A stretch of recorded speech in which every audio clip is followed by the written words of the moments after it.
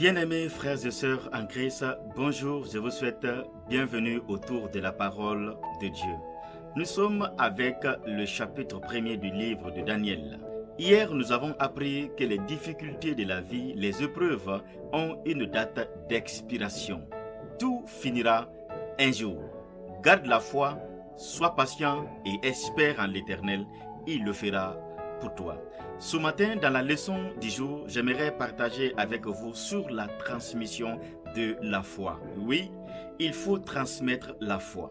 Dans le chapitre 1er, nous voyons Daniel et ses trois amis, très jeunes, loin de leurs parents, loin de leur culture, loin de leurs amis, privés de tout, mais ils avaient une seule chose qui pour moi était la plus importante, c'est l'éducation biblique qu'ils avaient reçue.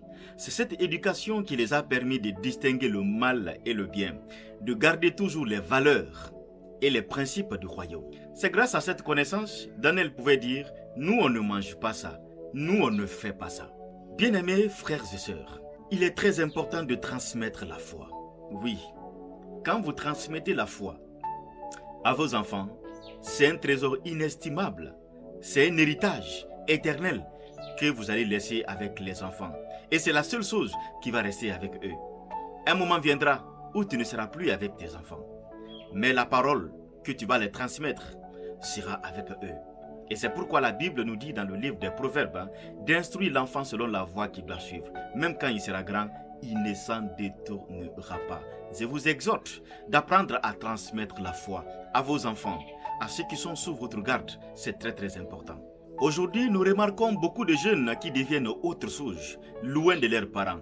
Parce que tout simplement, à la base, les parents n'ont pas su transmettre la foi aux enfants. Une fois loin des parents, ils deviennent autre chose.